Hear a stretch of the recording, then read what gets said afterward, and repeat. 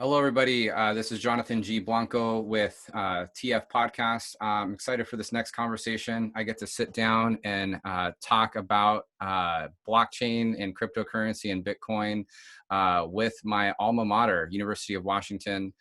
Get to talk with Zachary Nelson, and we are doing this for a special event that they've been putting on and putting a lot of time and effort into the UW Block Hacks. So it's a blockchain hackathon that's going on the weekend of the 22nd. Interesting that it's going to be over starting with the Bitcoin Pizza Day.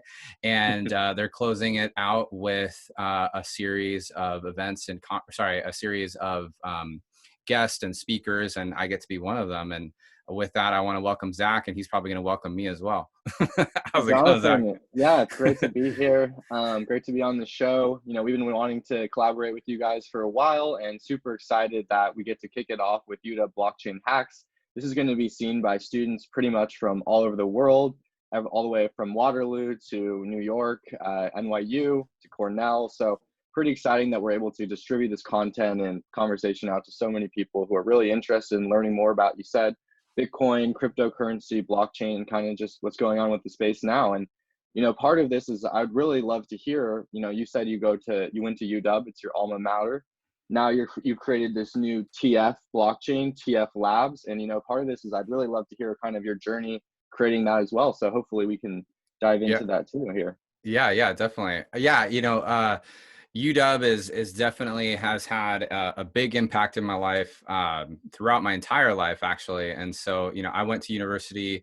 It's interesting. We're in like this really trying time right now with COVID-19.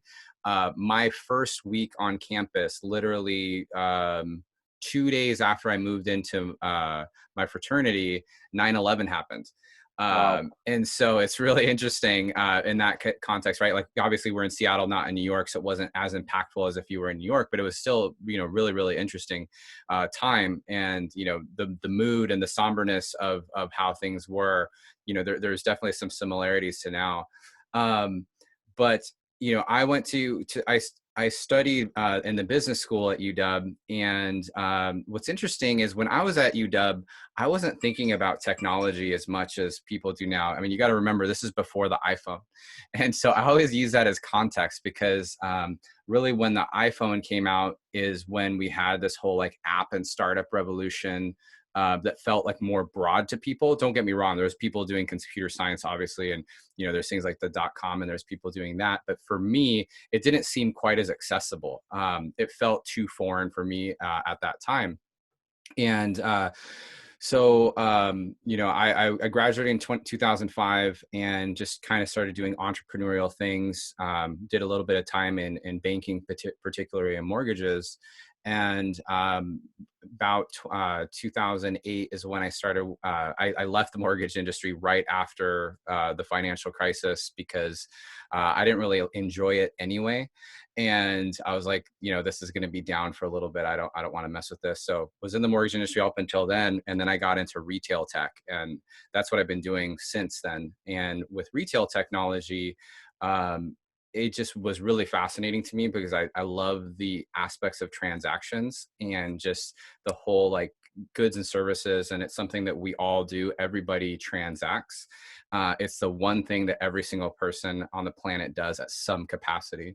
And so as you make that more accessible has just been something that's been really fascinating to me. So that's kind of what I've been doing and got involved in blockchain because I was trying to solve transactions and loyalty. And that's what got me interested in the space and started doing events like this. So I kind of have a question for you here. What year did you first learn about Bitcoin? When was like your intro? Oh, well, so when I learned about it and when I paid attention to it are two different things. And sadly, Okay. I always say sadly. So I think I learned about it in like 2012 or 2013. And, I had friends that were using it, but I was thinking of it more as like this gaming, they were gamers. I was thinking more of this gaming token at that time. And I, of course, didn't pay attention to it, nor did I really even study it at the time. And I wish I would have, because I grew up in a household that was not, I don't want to say cypherpunk, but of that mentality, right? That's kind of how like my upbringing was, is like, be in control of your stuff, and kind of that self-sovereignty aspect there. So, but I didn't pay attention to Bitcoin. And then in 2016, I started paying attention to it because, you know, it's just another friend started talking to me about it. But honestly, what got me interested overall was, I hate to say it now, but it was Ethereum as a fundraising mechanism. I was like, oh, this is really interesting. Like Ethereum as a fundraising mechanism, ICOs, that seems really interesting. I did a lot of study into that, and then realized at that point, like, oh, I'm not doing an ICO, and I'm glad I made that realization. But that is what piqued my interest. And then when I started thinking about how the exchange of value between participants in a network, I was like, wait, that's really similar to how loyalty works. And so where my fascination when it comes to cryptocurrency, or when it comes to blockchain, is specifically in the loyalty space, and how we think of how in-network currency could work within an organization, a system, and so forth. That's what I'm bullish on. I'm less bullish about some of these projects that are, have their own token mechanics in situations that might not make sense.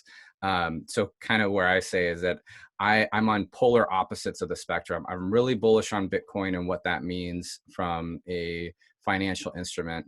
And then I'm really bullish on in-network currency. So like Visa came out with an announcement that they're going to do a digital currency. That's super interesting to me. Walmart has thought about their coins, Walmart coin. Facebook Libra is really interesting to me. But the reason why I say I'm interested in both ends of the spectrum is because I'm a product manager. And as a product manager, I've been taught that you need to build products for your consumer and for your customer base. And so I think the value proposition for Bitcoin is super clear. I want to be in control of my money. I don't want to have other people have access to it. I want to use it as a store of value. Like those consumer validation points are super clear. On the opposite side, when you think of Visa, and Visa having its own internal token, its own internal cryptocurrency, that's super clear too. And I'll tell you why. Because that loyalty, what we're talking about is loyalty points. You earn points currently on Visa right now, likely if you have a credit card. If you have a credit card that you're spending and you're not earning points, like get a credit card that spends points, you earn points, right? And so what you have to do with these points is that you then go to some marketplace and you can buy a gift card, or you can get cash back, or you can do these things. So if you have a currency, a Visa crypto, you essentially have a loyalty point, and then you essentially can pay with that loyalty point anywhere, and it makes their process and their system better and easier. So that is really interesting. I don't think it's a threat to Bitcoin at all. Someone who has Bitcoin isn't going to say, oh, I'm going to abandon this Bitcoin and I'm going to just go all in on Visa, cryptocurrency. Yeah, sure. They have two separate lanes to operate in. And as of right now, the way you're going to transact the most is Visa, frankly, right? And so if you have to transact anyway via Visa, like you might as well get currency for it that you can use and that's in their network. And then from a Visa standpoint proposition, it makes a lot of sense for them too, because they can reduce fees and they can be in control, and they can they can understand how the payments are happening, or what's happening transactionally, even inside or potentially outside the network. So anyways, that's what's fascinating to me about that. No, I mean, you just gave like a, really large spectrum, going from kind of Bitcoin being adopted back, in the day, as you mentioned, 10 years ago, pretty much was Bitcoin Pizza Day. Yeah. Banco paid $10,000 for Bitcoin, or for pizza. And now Visa is adopting some of the same technology that made that transaction happen. And that arc of innovation is pretty incredible. And I agree. And it's been like 10 years since we've gone from, pizza to Visa. So Right. pretty incredible. And the reason why I say like I don't care as much about what's in the middle.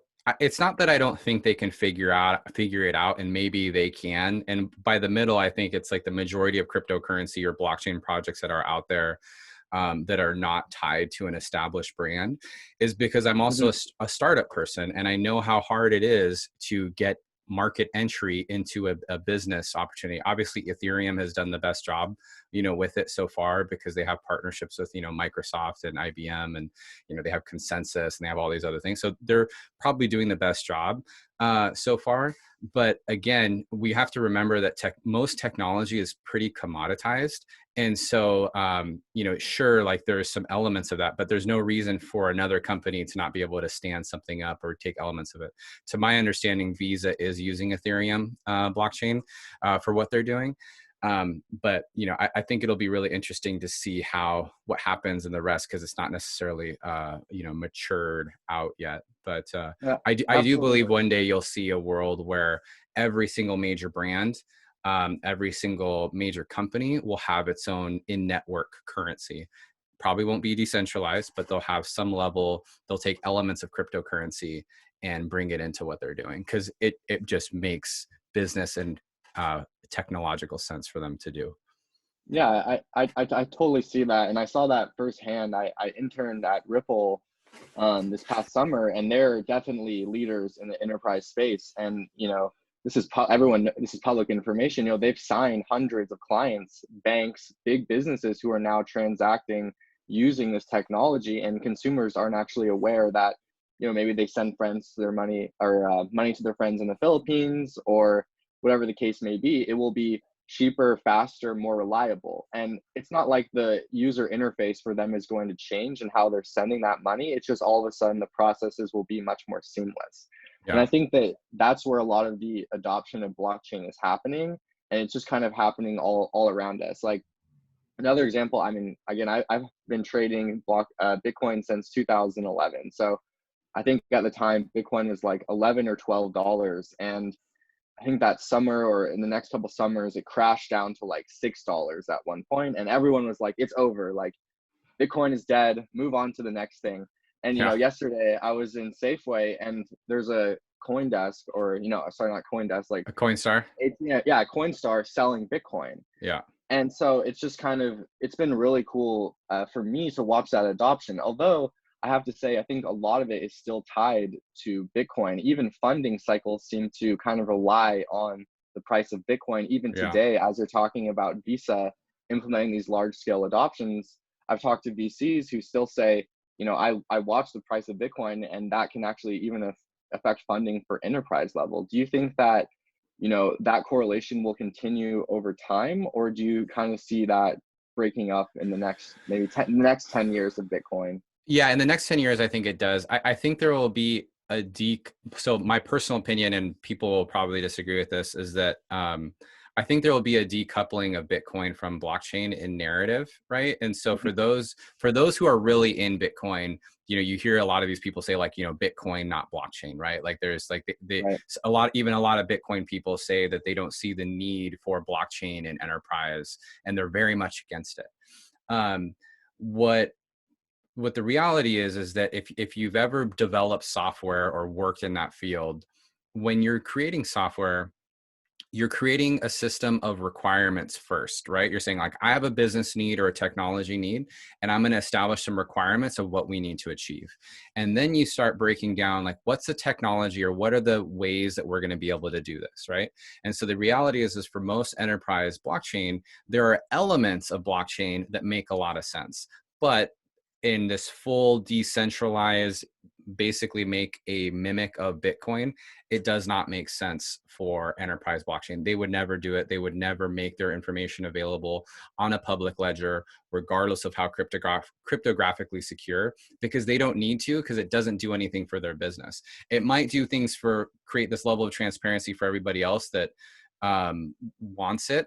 But for the people operating in that business, they just need it to be decentralized enough for them, right? So like if supply chain gets used a lot.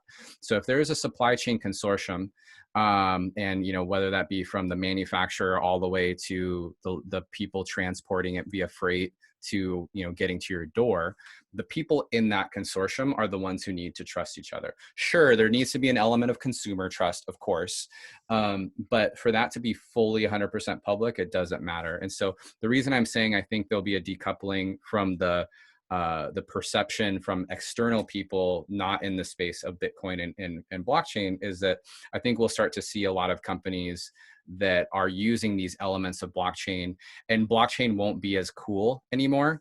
Meaning it won't be like as like this neat word to say. So like 5 years ago, it was AI. Everybody was saying AI, AI, AI. Maybe 5 years before that, it was IoT. And now those are just things we just think about, right? Like, oh yeah, like that's an IoT thing. And so also from a VC standpoint is, we have to remember that VCs, this isn't a knock on VCs, but VCs invest in either people they know, companies they know, or people who know those other two, right? And so if you're talking with VCs that have never invested in cryptocurrency or Bitcoin or a blockchain company, of course they're going to have some sort of reservations on it because they don't understand it, right? At least at enough at a level that they're willing to make that an investment. But where if you talk to someone like Anthony Pompliano or the Winklevoss twins or DCG or these different funds that are specifically dedicated to that, they're naturally going to be more bullish towards those things because their funds are set up for that, of course. But they have skin in the game already, so it's easier to make those decisions. And just as a comment, even outside of crypto, is that I think it's really important to weight the feedback that you get from investors and from anybody for that matter, of like if someone tells you that something will or will not work, or their opinion is like, you need to weight how much experience or understanding they have of that space based off of that, right? So like if there is a VC that maybe has no idea how Bitcoin works, but they really know how fintech works, you probably actually do want to take that at a higher weight because they really understand fintech and finance. But if it's, I don't know, a consumer or a CPG person, telling you, is like, okay, well, I appreciate your feedback, but I understand you probably don't get this as much as, say someone else. For sure. Cool. Yeah. I'm glad to get your definitely your perspective on the industry. I kind of wanted to bring it back to kind of your personal journey building TF, and kind of how that's going with COVID right now. So I guess kind of a general question is, as we kind of transition into this lockdown in the event space, how do you kind of see that affecting the blockchain event space and kind of the future of events in the space? And that's kind of a big pivot, but it's definitely something I think you Yeah. probably have an idea on. Yeah. I think that, when it comes to COVID, I think what's been difficult for me is everybody's opinions, regardless if they're similar to mine or not. And what I mean by that What are is, your opinions? What are your opinions that you want to share? yeah, no, I don't mind. Well, my biggest opinion is I think you need to let people make their own decisions as long as they're not infringing on other people's safety. And so what I mean by that is, like, if someone does want to go outside and they want to go for walks or they want to be in public spaces, cool, do that. Just don't infringe on other people's safety. So people are saying things like wear a mask because it might prevent the spread. Just wear a mask. Just be considerate, right? If you want to stay in your home and you're freaked out about whatever, stay in your home. Like, I don't like it when people try to convince other people of what to do. And what I mean by that. So, when you tie that to like the event space, I think there will be a time where things get back to normal. And I know a lot of people say like there's going to be this new level of normal. I do think that people have a tendency to forget things really fast. And so while I do think it will take a considerable amount of time, I do think that there will be a truly back to normal type of phase at some point. But I do think it's really interesting that there's a lot of opportunity to create virtual spaces and to create conversations with people. Like, I've had people on my podcast that I never would have had otherwise, from different parts of the world. And it's because my thesis beforehand had always been, I interview people in person and then we do a video in person. And, it's more like, so we can have that human connection. And, I had someone, Zuby, who's a rapper and also a big Bitcoin guy. And he lives in somewhere in England. I can't remember where, sorry. as well as a couple people from China and just people that I just wouldn't normally have. So I think there's a really interesting opportunity for that. What's also interesting is that the playing field has been leveled. And Brian Armstrong, the CEO of Coinbase, he recently tweeted how something on the lines of like he doesn't understand or he's noticing that CEOs of larger companies are less inclined to go on mainstream media right now. I saw And, that. yeah, and the where he's going with that is that he's like, hey, for a company like Coinbase, he can go on CNBC, for example, but the majority of his audience probably isn't on the CNBC. The majority of his audience is probably listening to some influential podcasters and influential YouTubers, and so that's super interesting. When I'll watch ESPN every once in a while, and they're having a conversation the same way you and I are via Zoom, and so and a lot of times their audio is worse than ours. So you're like, you're ESPN. How have you not coached the person that's there? How have you not bought them a mic and sent them to him, right? Like if I'm ESPN, I would buy every single person that's part of the staff a microphone and condensers and things to absorb the sound, and I'd ship in their house and I'd give them instruction like, this is what you do, this is how you set it up, so we can continue to sound pro. But you have Richard Jefferson, who went to Arizona and is an NBA basketball player, doing a Zoom call in front of his bed. And so you could say like, hey, like, and I'm not knocking him for that, by the way. You could say A that little like, bit. hey, well, no, because like I get where I'm trying to go with that is that it's proof that people like us, other content people, we can do things anywhere, right? You might think that I'm at office right now. This is a green screen. So this is a green screen right now, right? And so the game has totally changed on how we consume content, and it's there's a big opportunity for people of anywhere to just try.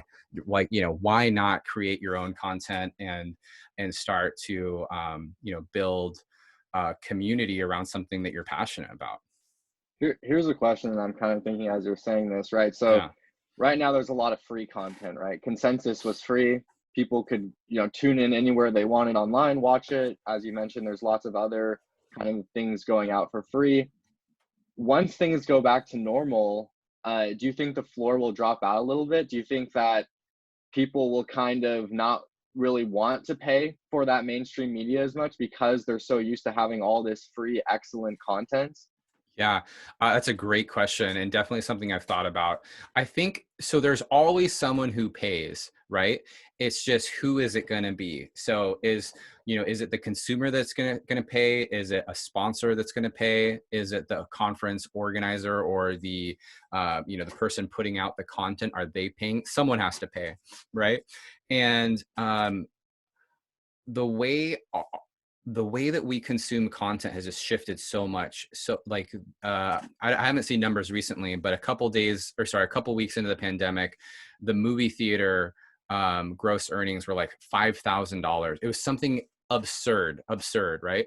And I can watch a brand new movie on my phone, on my house television, that's supposed to go to the movie theater. I haven't gone to the movie theater in years, but for those that do, I personally am more comfortable watching a movie in my house because I can be in my pajamas, I can lay on the couch, and my TV's 50 inches because a 50-inch TV now costs like $200, right? So I mean, like cost and things have shifted that I can be more comfortable in my home. And I think what we've learned in this pandemic is that, yeah, our family might get annoying, or there might be a dog barking in the background, or our kids might walk in on a meeting, but we can still do it. We can still work. And I think that's why you're seeing like Square and Twitter and Shopify and these companies saying like, hey, we're going to have a good work from home policy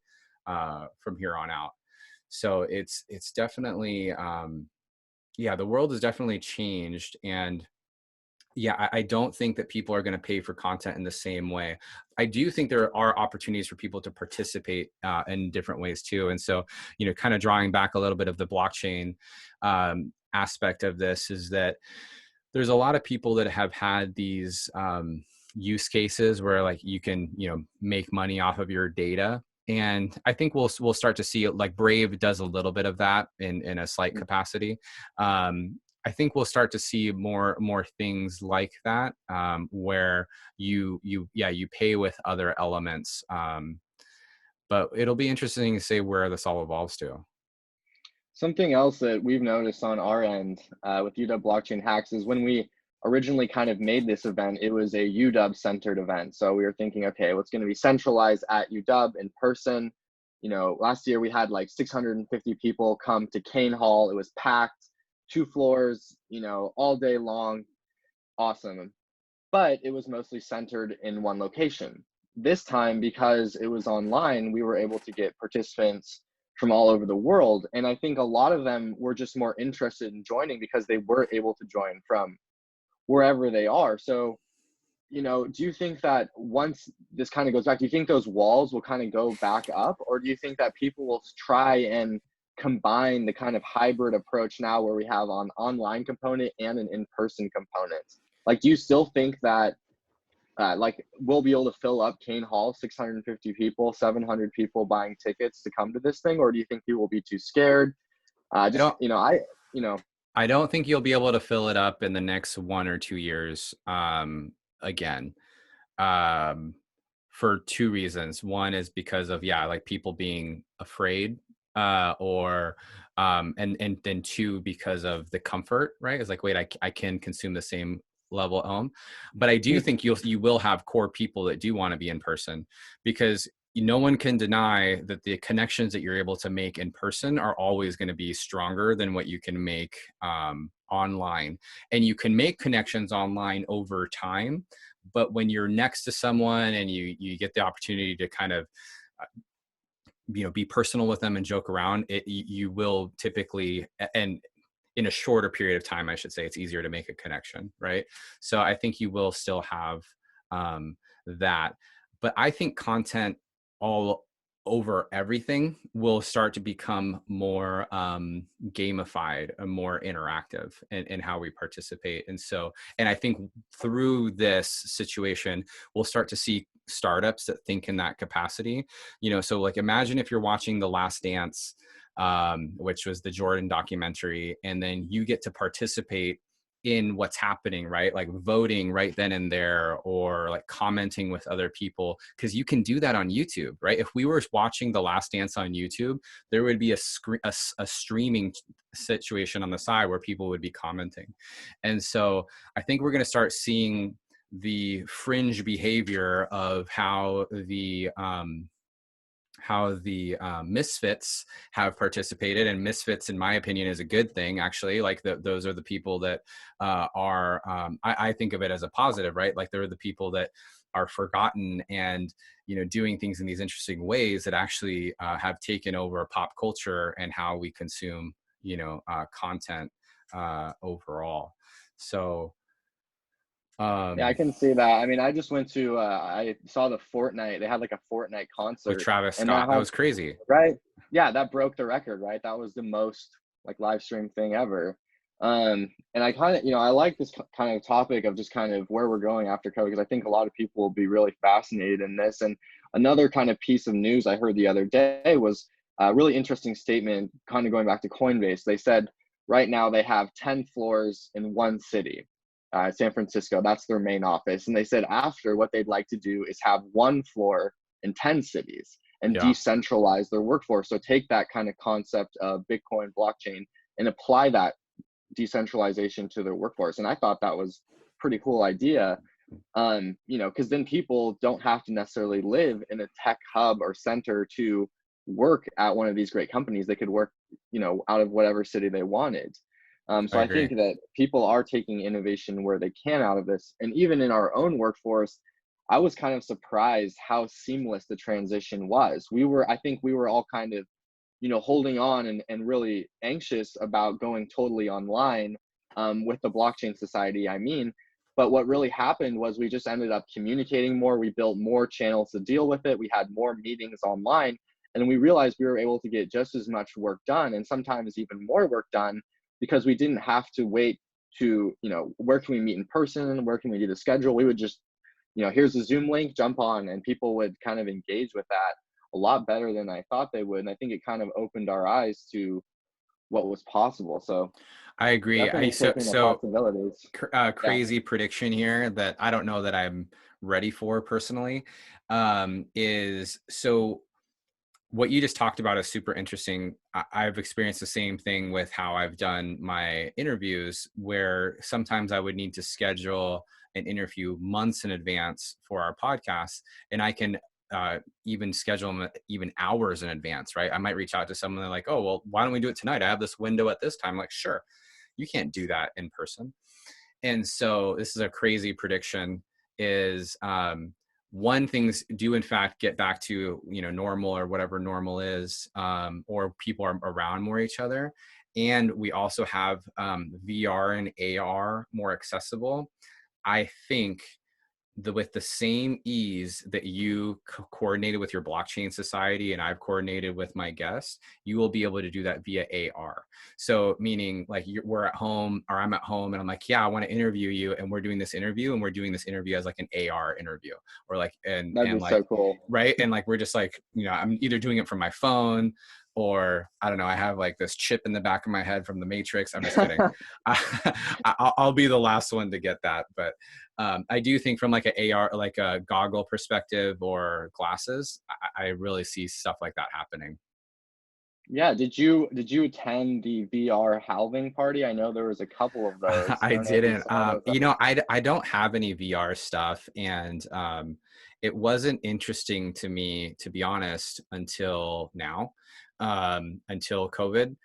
AR has always been super fascinating to me, and I've always been able to buy into AR. I haven't been able to buy into VR. But like I said, with COVID-19, I can totally see how VR could really actually have a massive impact. There's a gentleman by the name of Viktor Rodchenko, who is the co-founder of Trust Wallet. They're a cryptocurrency wallet. Anyways, I interviewed him recently, and he was telling me that right now they have all their team meetings via VR. And I was like, that's super interesting. Like, so that, yeah, they'll go in, they put on their headsets, they go into a room, and they all chat via VR, which is like we're living in the future, right? Like, this is the future right now. Yeah, totally. Totally. And I think, even from like a personal level, like my grandpa, he's like 80, 86. He can't use VR, but he can use Messenger, and he can't leave his house, right? He's scared because there's COVID. And Sure. now he's like, oh my God, I feel like I'm with my whole family all the time, even though it's just Totally. pictures.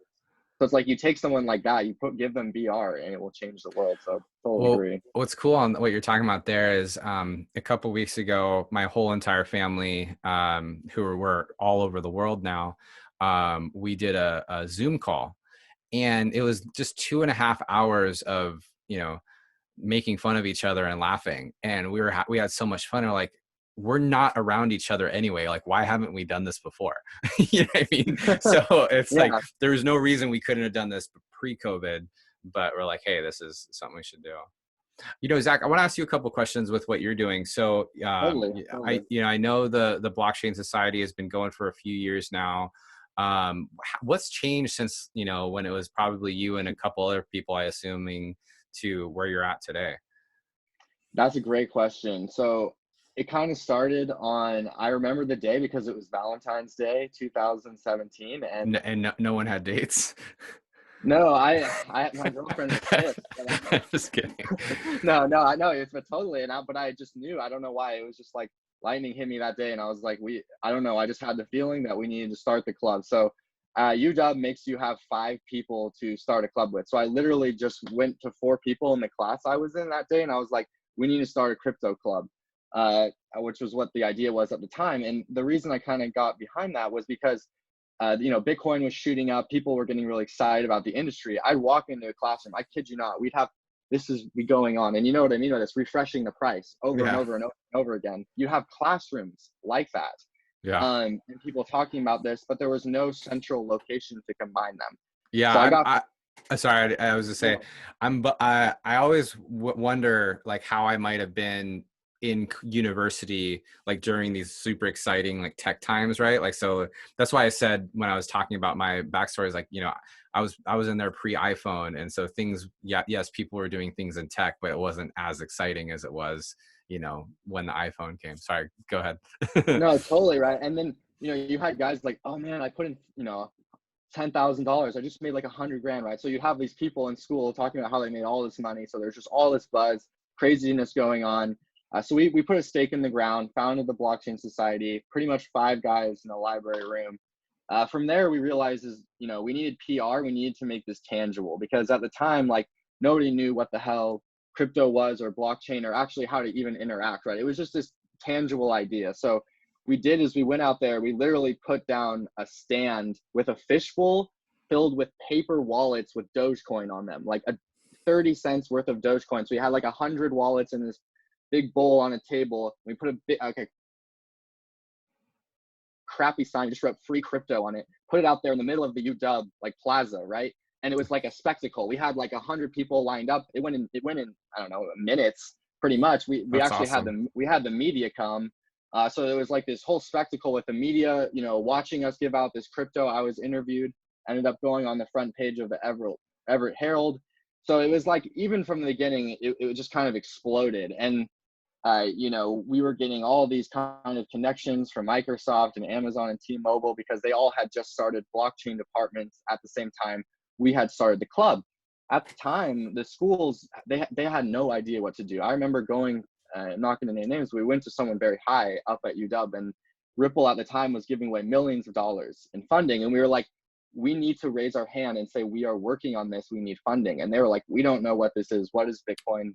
They were Yeah. totally lost. So they just missed it. But at the Yeah, same time, I yeah, reached out to people at UW also saying like, hey, like I'm willing to like teach a course on this stuff, and they're like, do you think this is gonna be a thing? I'm like, yes, yes, I do. yes, please pay attention. Yeah, anyway, so we tried, but that didn't matter because the students loved it, right? So Yeah, I think we started with 5 students who are our members and officers. Today we have around 40 full-time officers who we interviewed. They're working on projects all the time, building out these events. They're well organized in teams, so everything is very functional, almost runs like a startup. um, we have about 750 members, so that's students at UW who come to our events, interact with us, and then our total network is around 1,500. That includes professionals who have come to our events, that kind of thing. So we are really proud of the work that's happened. We never thought, when we founded this club, again, 5 guys in a library room, that we'd be doing events with Microsoft and Google, who we had events with this last year. And having students from Harvard hack with us and find us out, and our marketing would be good enough that we would attract this kind of attention. So for me, it's been just incredibly, amazing. And it's really because of the work of our team and this UW students. I think the thing that has amazed me the most, and what I've been most proud of and astonished with, is the brilliance and work ethic of students. They are extremely passionate, smart, and hardworking. We created a brand from nothing. That was all students made. yeah, We couldn't take in money. When we had sponsorship, we were like, we can't, where do we take in money? Like, they need to write Blockchain Society at UW on a check and hand that. Well, we don't have a bank account to take that into. So we had to literally found a nonprofit to take in funding, so that then we could go rent out buildings at Kane Hall and hold our events. yeah. So there was just so many things we had to actually learn to do, that professionals, have to do in their jobs, that we just didn't know that we were going to have to get into. But, through the determination, hard work, and skill of UW students, we were able to build this out. And, if they didn't know something, if we didn't know something, they would go out and learn it. And that was kind of the attitude that made us so successful. And so I think that's what's kind of carried us through even today. That's awesome. That's awesome. I'm assuming a lot of the students who are part of the group end up like wanting to continue to pursue, blockchain and cryptocurrency as they continue to graduate and things like that too, right? Yeah. So all over the spectrum. I mean, I think our co-founders, one of them works at Apple, one of them is as an editor. I think Mitchell, Mitchell, he's an editor of Yeah, a major crypto publication now. So, it's really been cool to see. We've definitely had positions all over, and then the success kind of rolls back in. So like James, for example, he was one of our officers. He works at PayPal now. Now he comes back and gives events with us, and then we help him create content to teach PayPal employees about Bitcoin and blockchain. So it's kind of like a really nice cycle where they graduate, they give back to the club, and then they can kind of promote them in the industries and companies that they're in. And as we just kind of grow and we just see that interacting more and more, and kind of like a shout out to you and other alumni, our biggest supporters always have been UW alumni. UW That's alumni awesome. are always there for us. They reach out, they help, so really, really glad that UW has been such a, welcoming and positive community, because honestly, I've talked to some of the other club presidents. I'm not going to say which school, but it was a school in New York. And when they tried to launch their club, the school banned it. They were like, nope, you're not having a Bitcoin or blockchain club on our campus. It's not allowed. And they had to fight that for 2 years to get it through. Wow. Luckily, we didn't have that kind of issue. So I think we can be pretty grateful for where we're at. Yeah. So one thing that I think is super fascinating is when we think about how technology adoption overall usually takes place. Um, there's no doubt that youth drive that, right? And so when we think about like TikTok is a great example. TikTok has been seen as this thing that's strictly a Gen X app. I'm on TikTok. I don't post TikToks, but I do. I've been studying it because I think it's super fascinating. I have some ideas actually of how that evolves with some technology. But I do notice that there's quite a bit of older millennials, Gen Xers, and even baby boomers on there. And so where my question goes on this is when we think about cryptocurrency, like, I would say that from the OG perspective, it's across the spectrum as far as age. And then as new people come in, it is definitely a younger demographic. So what are your thoughts, or what are you seeing from college students? Is it strictly the people that are in your sphere from the society that are paying attention? Or do you notice that even people outside of, blockchain society are like, they're really thinking about this overall? That's a really good question. And it's definitely the sphere of influence is growing constantly. When we first started, it was Bitcoin people, right? So it was everyone who joined, they wanted to talk about the price of Bitcoin. Now nobody joins really for that. I don't know the last person we've interviewed to have that. We have people from engineering, marketing, design, and the reason that we're able to affect so many of these spheres, for better or worse, is largely because there's so many industries right now that need talented employees, and there's just no schools to fill them. And so because of that, we're able to kind of promote a lot of the UW students to fill these positions at companies, in internships and projects in general. So I think that's been a really good part of it. Kind of also talking about the age piece of it, I think part of what I've done and what the club has done is educating people of all ages. So something that I did, for example, for UW this last year was I taught a extended learning class for OSHER, which is for folks over 55 years old. So UW actually reached out to me and they said, hey, Zach, would you like to teach a Bitcoin and blockchain class for people who are over 55? We've seen a lot of interest in Bitcoin and blockchain in this group, which is crazy to me, right? Because we're just talking Yeah. about all this excitement for college students. These are people who are, mostly them were in their 60s or even 70s. No, And yeah, the it's class sold out. The class sold out. So it's kind of crazy to see that, we had a ton of interest too from older folks. And I was able to teach them about Bitcoin and blockchain, and they were really excited to learn. Yeah, actually one of my largest demographics of my listeners is 45 plus. Hmm. So which like some people, a lot of people might not think that. Yeah, I guess more where I was going with that too is Yeah. that if the, high school and college students are thinking from a cryptocurrency first mentality, that means like in 10 years from now, when they are like fully in the job force, they're likely going to be wanting to get paid in, Bitcoin or cryptocurrency or whatever they're going to be more aware of it. Right. So, no, it's super interesting just to think about the psychology around money. I had someone on my podcast a couple of days ago. His name's Eric Jansen. And we were just talking about the history of money, and we were talking about fiat currencies and like how kings would put their faces on the gold pieces. And it was, part of it is because like that was how they would pay soldiers, right? And it's like one of the earliest instances of why you would pay people money is so you could pay them for war. And you start thinking about like all these social constructs all the way throughout. And for anybody listening, I think one of the best things that you can do is just really understand the psychology behind how behind commerce. I always say, actually, if I could do college over again, I would try to major or create my own major and have it be commerce, psychology of commerce, right? Like why people spend, why people hold their money, like, and just understanding that. I think the people that understand that, if you're in business, will be monstrous. Yeah, yeah, completely agree. I think that's extremely interesting, especially for something like crypto, which trades 365, 24/7. Yeah, yeah. Well, Zach, what are some ways that people can, keep supporting UW blockchain and get in contact with you and so forth? What are the best ways for people to be involved? For sure. So you can find us on Twitter, Facebook. We're on LinkedIn. You can add me on LinkedIn. Email us at info@utahblockchain.org. We also have a website. So, we're pretty easy to find. But yeah, we definitely love people to reach out, connect with us. We're going to continue to put out great educational content, events. As I graduate, there'll be new teams coming on too. So, just kind of look forward. We're going to continue to grow this out, and we're kind of excited with the future of blockchain and crypto. Awesome. Awesome. What's if you've listened to my show, which I know you have, I like to end with this. What is a question that you want to ask people that they can think about as they go about their day?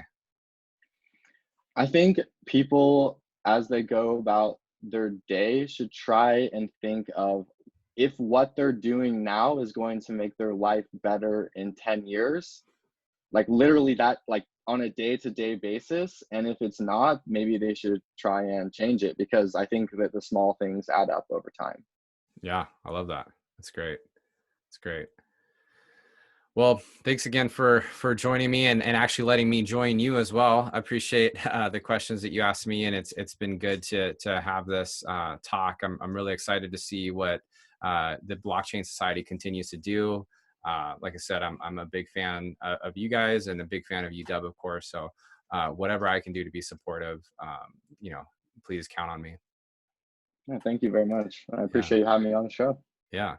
Everyone, thanks for listening to this special episode of the TF podcast with the UW Blockchain Society and their UW Block Hacks, which is going on right now.